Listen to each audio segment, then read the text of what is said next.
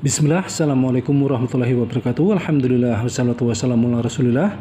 Sungguh luar biasa, Masya Allah, apa yang disampaikan khotib sholat Jumat kali ini, sahabat fillah, di Masjid Ad-Dzurriyat tentang pentingnya bertauhid. Semoga Allah Tabaraka wa Ta'ala menerima amal ibadah sahabat fillah semua, amin. Nabi Ibrahim alaihissalam yang memiliki akidah kuat berkenaan dengan tauhid, meski hanya sendirian dalam mengisahkan Allah Azza wa Jalla. Umat Yahudi dan Nasrani yang mengklaim mengaku pengikut Nabi Ibrahim, apakah demikian? Siapakah yang sesungguhnya yang mengikuti syariat Nabi Ibrahim? Apakah mereka? Tentu hal ini bisa dilihat bagaimana syariat Nabi Ibrahim tegak sampai sekarang. Ketika Nabi Ibrahim membangun Ka'bah untuk syariat dalam menunaikan ibadah haji, apa mereka mengikutinya? Justru Nabi Muhammad SAW beserta umatnya lah yang mengikuti syariat Ibrahim.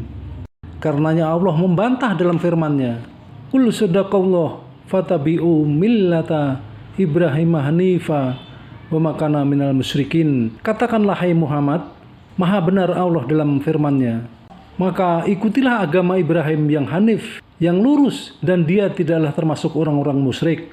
Setelah nyata kebohongan orang-orang Yahudi, maka Allah memerintahkan kepada Nabi Muhammad, katakanlah, benarlah segala yang difirmankan Allah dan ketetapannya tentang makanan, maka ikutilah agama Ibrahim yang lurus, yaitu penyerahan diri kepada Allah secara tulus, tanpa sedikit pun keraguan, dan tidak menyekutukan Allah dengan apapun dan siapapun, karena dia Ibrahim tidaklah termasuk orang musyrik. Dia sangat dihormati orang Yahudi dan Nasrani, dan dia pantas menjadi teladan umat manusia. Di suatu kedustaan yang besar, kebohongan yang besar jika mereka Yahudi dan Nasrani mereka mengikuti syariat Ibrahim. Apakah mereka berhaji dan bertauhid dengan mengisahkan Allah? Mereka bahkan menyekutukan Allah dengan beribadah kepada selain Allah, dengan menyembah selain kepada Allah Azza wa Jalla. Naudzubillah min dzalik. Kita bisa melihat di Saudi Arabia ibadah dimuliakan. Jika azan berkumandang maka seluruh toko dan aktivitas perdagangan berhenti, bahkan pom bensin juga tutup karena jika tidak maka akan dikenakan sanksi. Sesungguhnya syariat Islam telah terbukti pertama ketika Rasulullah SAW sebagai pemimpin sekaligus menjadi nabi yang diteruskan Khulafaur Rasyidin berhasil membawa negara pada keadilan dan keberkahan. Bahkan di zaman tabi'in ataupun tabi'ut tabi'in, maka mereka mampu mengalahkan imperium besar, yaitu imperium Romawi dan Persia. Itulah dua negara superpower pada saat itu. Ketika syariat Allah dijadikan sandaran, dijadikan pegangan, mereka berhasil mengalahkannya. Kemudian yang ada di depan mata, negara yang penuh kemakmuran, yakni negeri Saudi Arabia.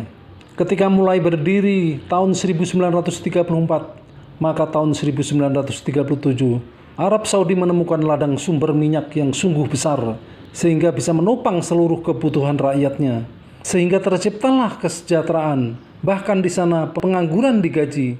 Itulah ketika tegak tauhid dan tegak syariat, maka Allah memberikan rezeki yang tiada disangka-sangka. Sebagaimana dalam firman-Nya, "Wa may yattaqillah yaj'al lahu makhraja wa yarzuqhu min haitsu tasib." Barang siapa bertakwa kepada Allah, niscaya dia akan mengadakan baginya jalan keluar dan memberinya rezeki dari arah yang tiada disangka-sangka.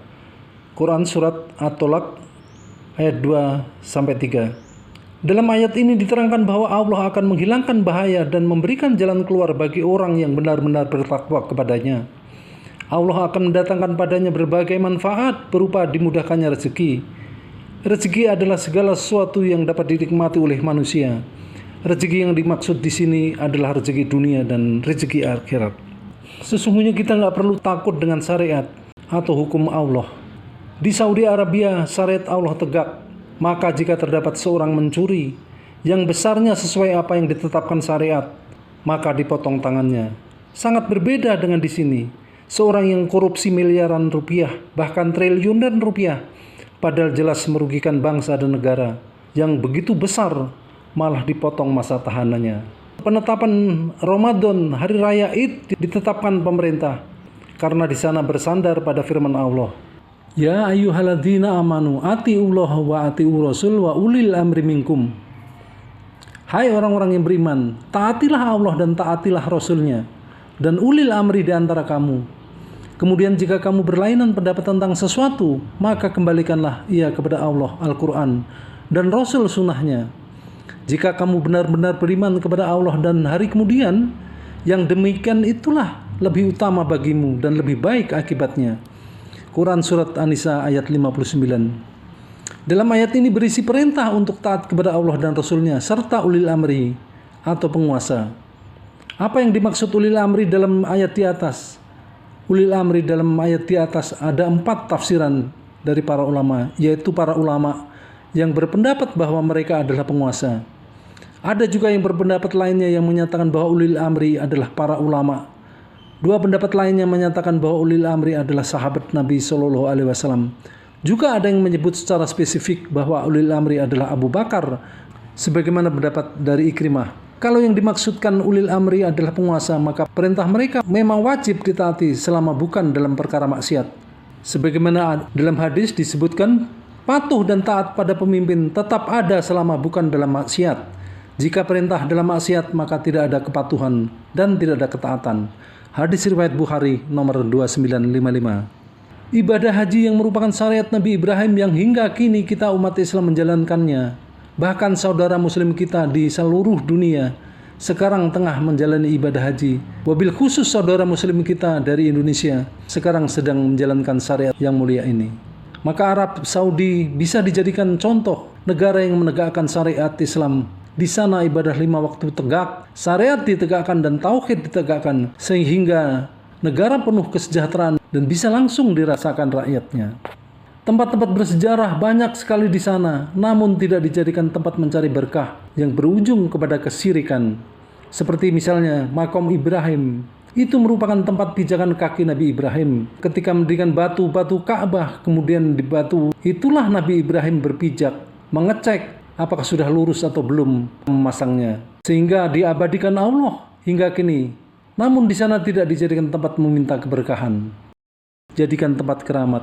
Di sana juga ada Gua Hira, tempat diturunkannya wahyu Rasulullah Shallallahu Alaihi Wasallam pertama kali melalui malaikat yang paling mulia, yakni malaikat Jibril. Namun tempat itu juga tidak dijadikan tempat meminta-minta atau tempat keramat. Bahkan di sudut Ka'bah ada batu yang usianya sudah ribuan tahun. Batu dari surga yang tadinya berwarna putih kemudian menjadi hitam karena dosa manusia, yakni Hajar Aswad.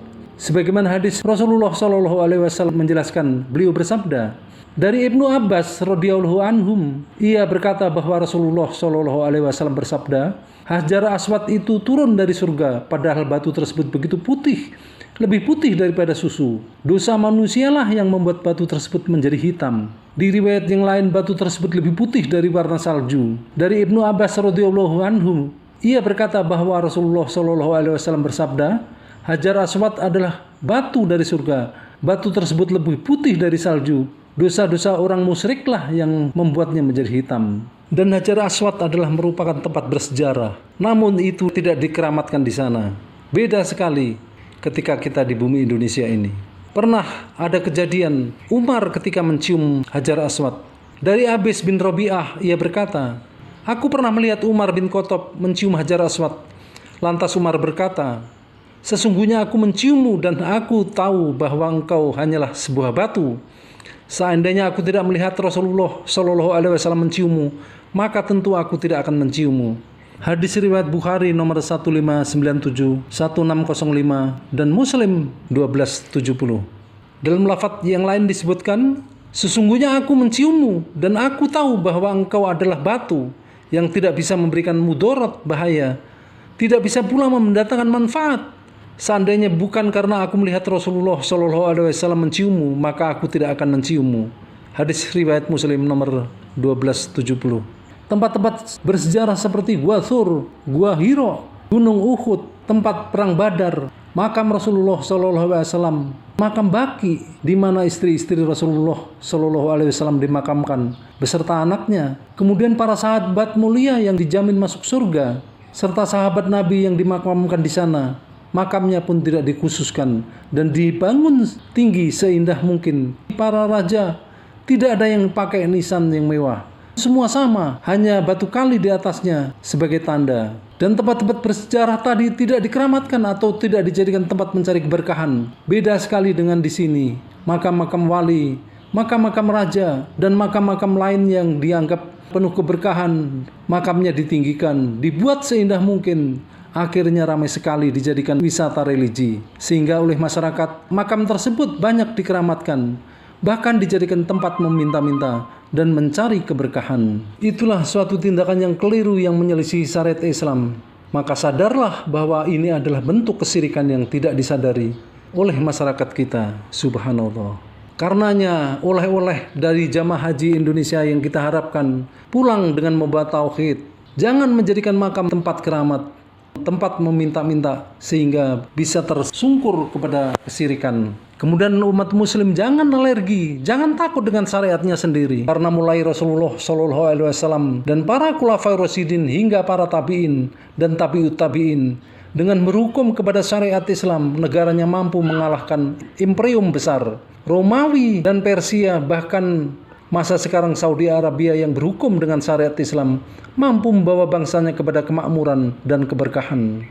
Semoga saudara kita umat muslim seluruh dunia, terkhusus jamaah haji Indonesia, diberikan haji yang mabrur. Jika yang saya sampaikan ini kebenaran, maka itu murni datang dari Allah Tabaraka wa Ta'ala. Namun jika yang saya sampaikan ini ada kesalahan, itu sungguh dari kelemahan diri pribadi kami. Kurang lebihnya mohon maaf. Wabillahi taufiq wal hidayah. Wassalamualaikum warahmatullahi wabarakatuh. Barakallahu fikum.